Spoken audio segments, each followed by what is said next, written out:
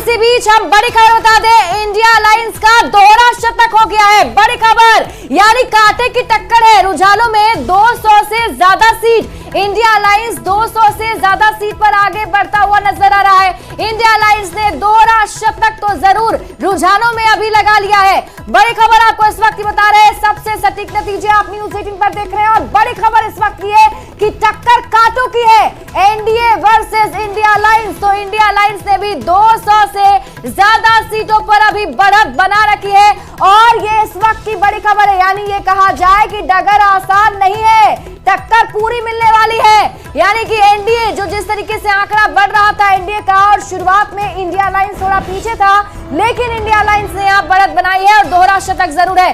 दिल्ली की सभी 7 सीटों पर बीजेपी अभी आगे है। रुझानों में सभी सीटों पर बीजेपी फिलहाल आगे चलते हुए, पिछली बार भी दिल्ली की 7 सीट पर बीजेपी ने जीत दर्ज की थी। इस बार देखिए अभी जो रुझान है वो ये बता रहे हैं कि बीजेपी 7 सीट पर अभी दिल्ली में आगे चल रही है। क्या कुछ हाल है सीट वाइज वो भी आपको मिनट टू मिनट अपडेट बताएंगे। और हम आपको बता दें कि दिल्ली में फिलहाल जो अभी स्थिति है उसके मुताबिक बीजेपी 7 सीटों पर आगे।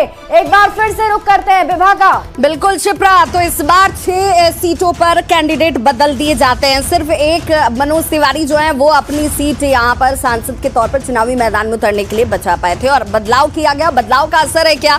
हालांकि पहले टैली पर नजर दौड़ा लेते हैं, एनडीए की बात कर लेते हैं। 290 सीटों पर इस वक्त एनडीए अलायंस, सीधे तौर पर एनडीए को अगर हम जोड़कर देख लें तो वो इस वक्त बढ़त बनाए हुए। इंडिया गठबंधन की बात कर लें, जिस दोहरे शतक की हम बात कर रहे थे, बिल्कुल टाइट फाइट यहाँ पर चैलेंज। और चुनाव की बात करें, जब किसी के बीच 2 प्रतिद्वंदी हो तो मुकाबला अगर बहुत साथ साथ चले तो वो इंटरेस्टिंग भी होता है और ये इंटरेस्टिंग मुकाबला इस वक्त दिखता है।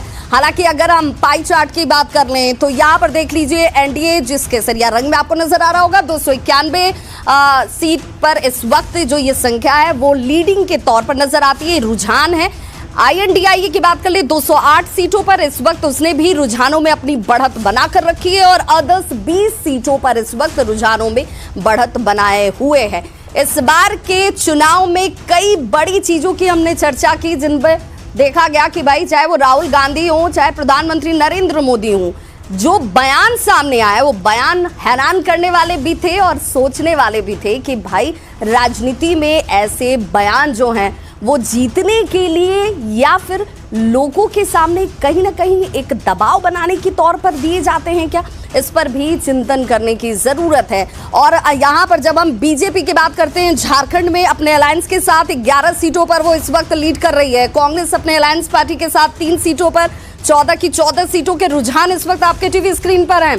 और इन रुझानों की बात कर लें तो एक हेमंत सोरेन जब जेल गए तो लग रहा था कि कहीं ना कहीं एक दबाव जो होगा लोगों के ऊपर इस बात को लेकर कि भाई कि उनके पूर्व मुख्यमंत्री को जेल में डाला गया तो एक सहानुभूति वाला वोट उन्हें मिलेगा, लेकिन वो सहानुभूति वाला वोट मिलता हुआ नजर नहीं आ रहा है। झारखंड की चतरा सीट की बात कर लें, कालीचरण सिंह इस वक्त पीछे चल रहे हैं। देख लीजिए ये बड़ी खबर, पटना साहिब से रविशंकर प्रसाद जो हैं वो आगे